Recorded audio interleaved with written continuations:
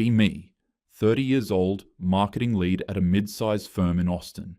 Good salary, my own apartment, weekend yoga, the occasional hiking trip, and a small circle of friends I grab dinner with after work. Life's supposed to be good, and mostly, it is. I never wanted kids. I was vocal about that. Like, part of my brand vocal. Since college, I've been the one saying, not every woman needs a family to be complete. While everyone else was daydreaming about weddings and nurseries, I was focused on career milestones, side hustles, and keeping my independence intact. It wasn't just a phase. I meant it. Because I grew up watching my mom stretch every dollar my dad brought home. Cook, clean, and quietly carry the weight of everyone else. He wasn't abusive, just traditional. He worked, she served. Every Sunday, same picture. Dad on the couch watching football, Mom folding laundry next to him, pretending to care who scored. I used to watch that and swear, that will never be me. By college, I'd already drawn the line. No husband, no kids, no apron. Freedom was the goal. My sister thought I was just going through a phase. She had her first kid at 26, the same year I got promoted. One day, we were at brunch, and she said, "You'll change your mind once the right guy comes along." I laughed. "I've met plenty of right guys, thanks. I just don't need a baby to prove I have worth." She went quiet, like I'd insulted her personally. Maybe I did. I just hated that assumption. That motherhood is the real finish line, and everything else is a warm-up act. Even at work, I didn't filter myself. Once, during lunch, a co-worker announced she was pregnant. Everyone congratulated her. I smiled and said, "So you're giving up your sleep, your paycheck, and your sanity, all for someone who won't even remember you doing it." They laughed, but not warmly. Still, I shrugged it off. I wasn't trying to be cruel. I just genuinely didn't get it. Another time, one of the younger girls, Emily, mentioned she wanted kids before 30. I told her, just make sure you get what you want out of life before you become someone's full-time snack provider. Same reaction. Half laughs, half discomfort. Back then, I didn't care. I thought I was just saying what everyone else was too polite to admit. Dating was casual. Work events, mutual friends, the occasional app. If a guy hinted at marriage or kids, I was gone. One guy, Ryan, joked about how cute our kids would be one day. I smiled, but inside, I felt this weird pressure crawl up my spine, like he was already picturing me barefoot in a kitchen. I ghosted him 2 days later. Another guy, Matt, once said he wanted to build something real. I told him, "I'm not an architect, Matt." He didn't laugh. I didn't care. My mum used to drop hints at family gatherings. "You'll want a family someday, Rach." It's different when it's yours. I'd roll my eyes and say, "That's your generation talking, Mom." I'm not built for that. Dad would just shake his head, mumbling something about modern girls. I took it as a compliment. Honestly, I thought I was winning at life. While my friends were juggling daycare costs and husbands who barely tried, I was booking flights and sleeping in on Sundays. Freedom was the reward.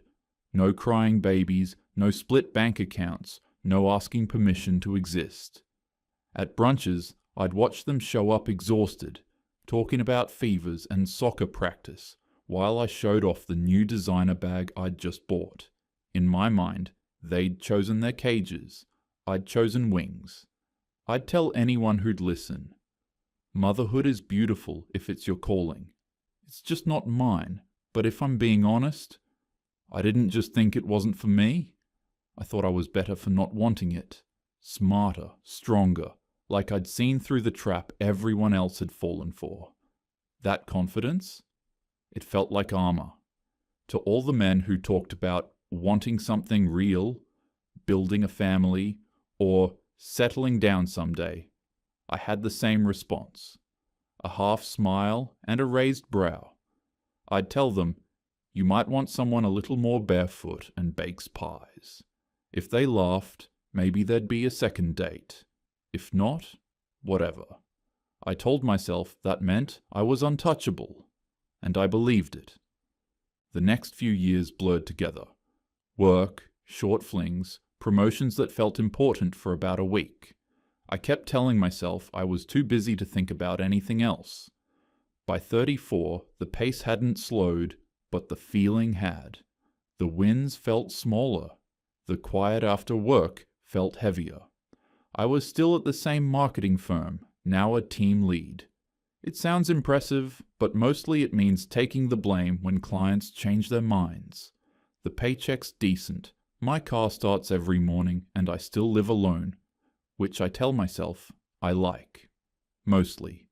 Sometimes on Sunday nights, I scroll through old travel photos. Paris, Seattle, Costa Rica. And instead of pride, I just feel still. Like I've done everything I was supposed to do, but somehow nothing's really changed. Same routines, same faces, just quieter now. That realization hit me hard the day I went to Tanya's baby shower. We'd been college roommates, total opposites even back then.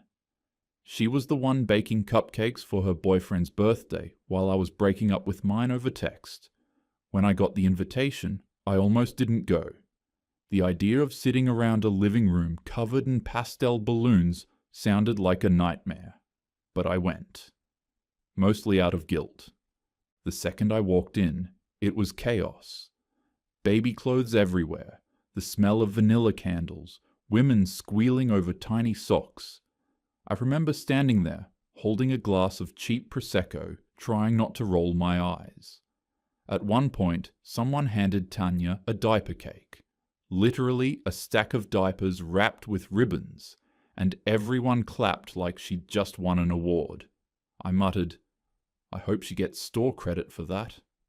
The woman next to me didn't laugh. Tanya looked tired but happy, the kind of happy that made me uncomfortable. I joked, "You're basically an unpaid nanny with stretch marks now." She laughed politely, but there was this look, soft, almost pitying, when she said, "It's different when it's yours, Rach." That was the exact thing I remember my mum said years ago. I wanted to argue, to roll my eyes, to say something sharp. But then she held up one of those tiny onesies with little stars on it, and for some reason, my throat tightened. I left early, told her I had errands. But when I got home, I just sat there in silence. A few weeks later, I went for my annual medical checkup. The doctor, mid-40s, practical, zero small talk, was running through the usual questions. "Any plans for kids?" she asked, just like that. I laughed out loud. Hell no. I like my sleep too much. She didn't even look up from the chart.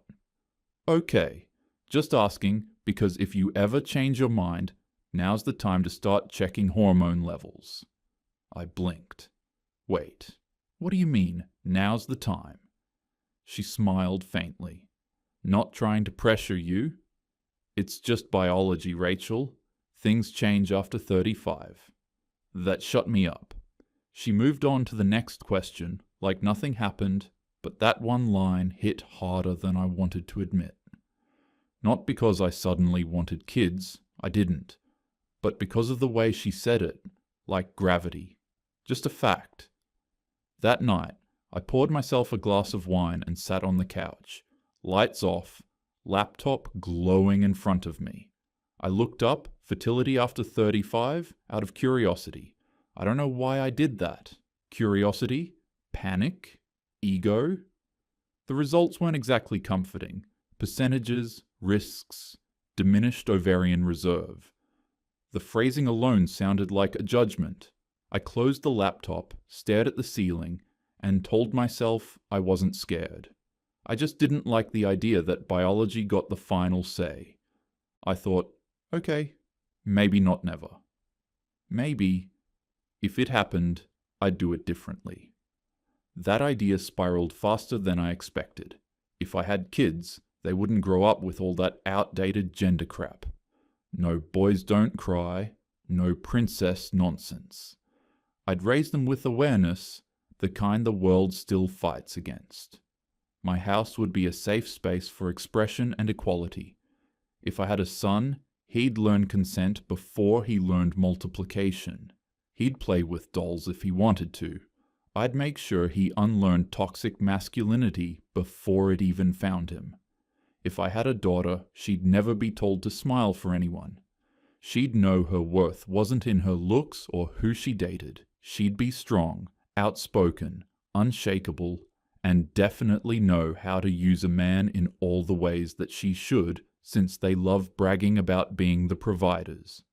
I'd be the mom who showed them both what real empowerment looked like. Not apron strings and PTA meetings. Actual growth. Actual independence. In my head, I started seeing it clearly. The modern, redefined version of family. No, father knows best. No, wait until your dad gets home. No subtle hierarchies. No compromises for comfort.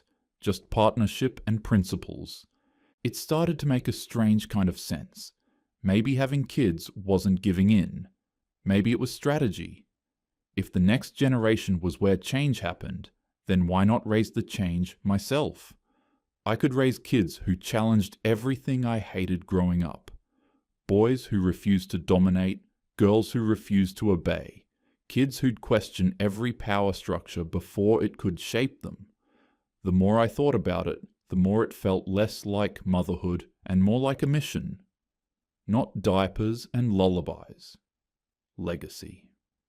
If I ever had kids, they wouldn't just exist in the world. They'd rewrite it.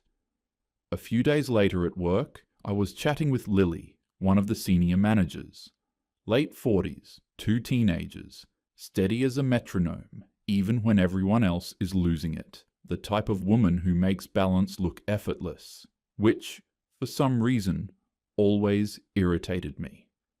I told her about Tanya's shower, half laughing. I could never be one of those mums who disappears into diapers and playdates. If I ever had kids, I'd do it right. Make sure they grow up actually aware of how the world works. She glanced up from her screen. Aware how? You know, not brainwashed by all that outdated gender stuff. My kids would understand equality, consent, privilege, all of it. If I had a son, he'd know the world doesn't revolve around him. If I had a daughter, she'd know she never owes anyone softness just to be liked.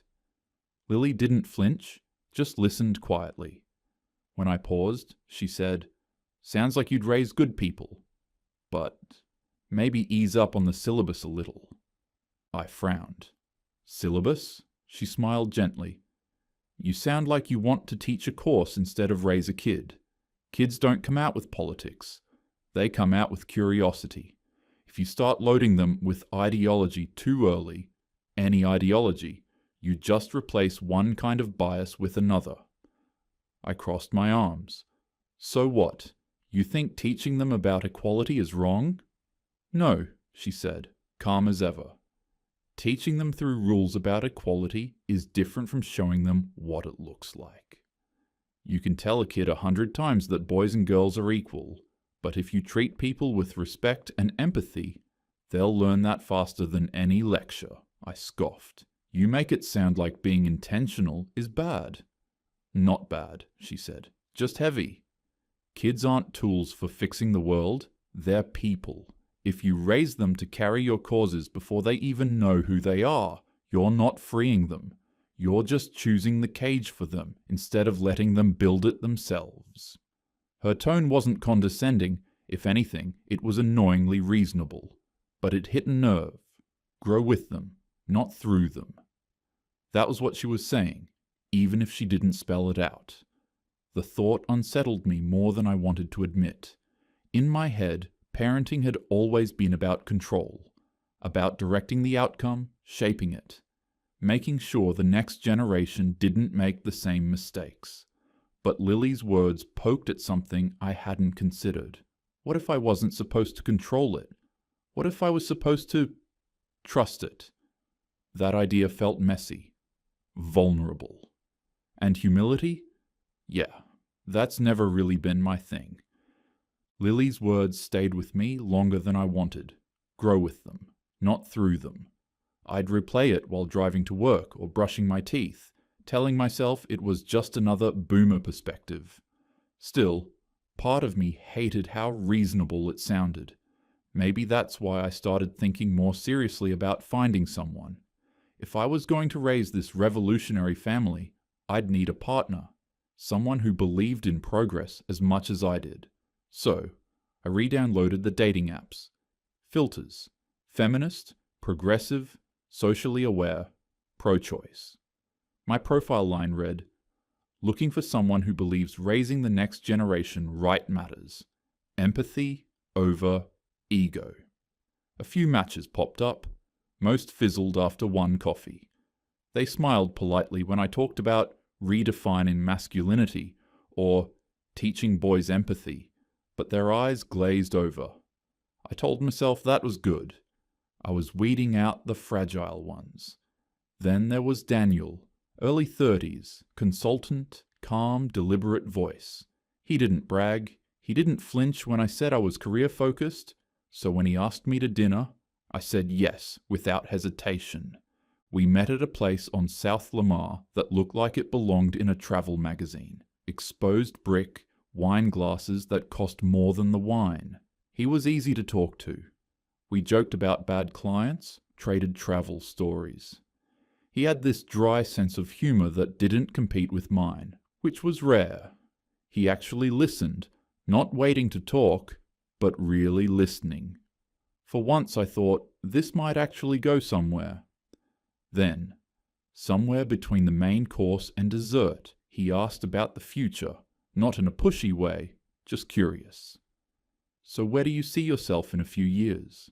I smiled. "Honestly? Maybe raising kids, if it's on my terms.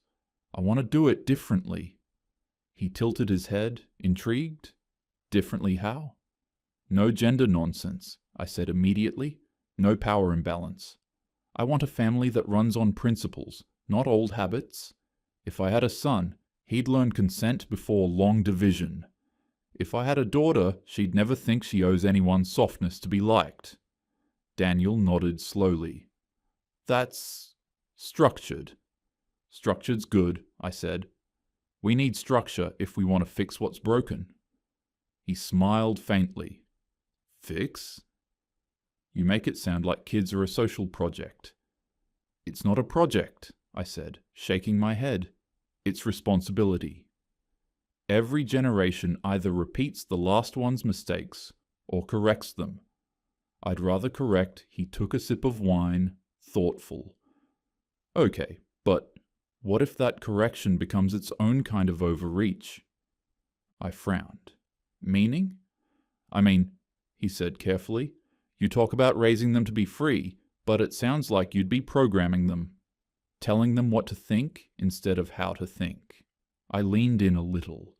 No, I'd be teaching them how to think, to challenge everything, especially old masculine conditioning.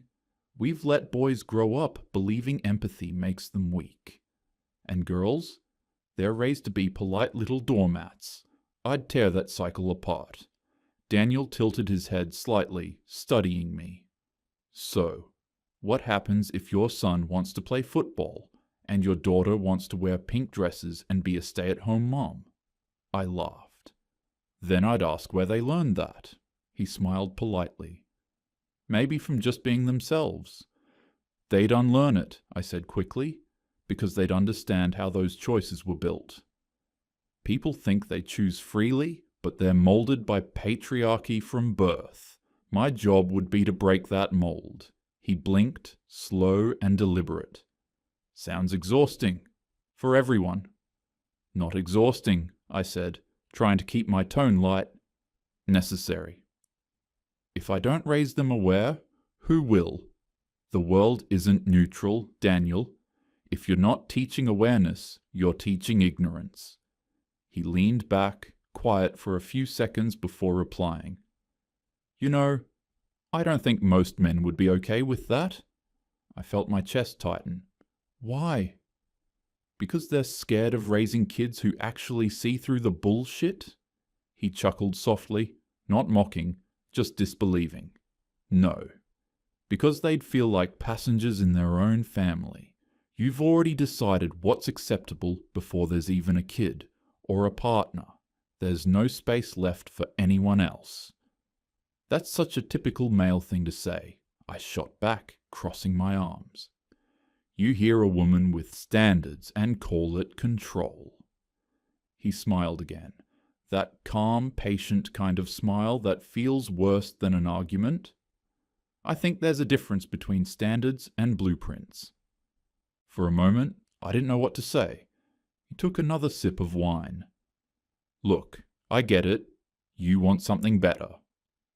That's good, but the way you describe it, it's like you're trying to build a lab experiment. People aren't variables you can perfect. It's not about perfection, I said. It's about progress. He tilted his head, that same quiet amusement in his eyes. Progress for who? Them or you? That question landed harder than I wanted.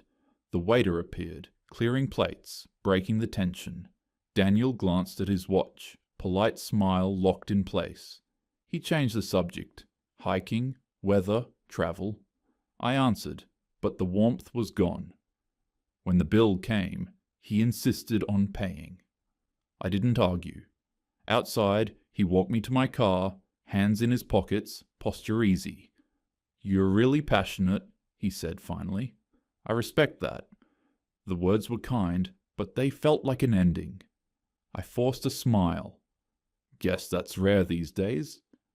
Maybe, he said. Or maybe it's just a lot. He smiled once more, then turned and walked away. The next week, I was in the break room with Lily, trying to sound casual while clearly venting. Every time I think I meet someone decent, it's the same thing, I said, ripping the lid off my coffee. They love the idea of a confident woman until she actually talks about what she believes. Lily stirred her tea. Maybe it's not what you're saying, Rach. Maybe it's how I scoffed. Oh, please. Daniel just couldn't handle hearing that I don't want to raise another generation of spoiled little men who think the world owes them something. Or, she said gently, maybe he didn't want to feel like one of them. Before I could respond, David walked in, shirt sleeves rolled up. He must have caught the last part because he smiled faintly. Sounds like Daniel had a long night, I laughed dryly. He couldn't keep up. Said I sounded like I wanted to run a social experiment instead of a family. David leaned against the counter, arms crossed. Did you tell him he was wrong? Of course, I said, because he was wrong. He tilted his head slightly. Maybe. But from what I just heard, I don't think any men would be okay with that. I blinked. With what? The way you talk about family like it's a reform program, he said evenly. Men don't want to feel like they're signing up for correction. They want to build something with someone, not be told what parts of themselves need fixing first. I felt heat rise in my face. So I should shrink myself to make them comfortable. David shook his head. No. But if your version of partnership leaves no space for someone else's voice, don't call it equality. Call it command. The silence after that felt thick. Lily didn't say anything, just watched me, her eyes soft but steady. David straightened, gave a small nod. You want a partner, not a pupil. Most men can tell the difference. Then he left, as calm as he'd arrived. I stared at the coffee machine, pulse in my ears, the words looping in my head like a dare. If no man could handle it, fine. Who said I even needed one? I could do it myself. Adopt. Raise a kid the right way. No compromises. No ego in the way. Maybe that's what progress really looked like. Doing it alone because no one else could keep up.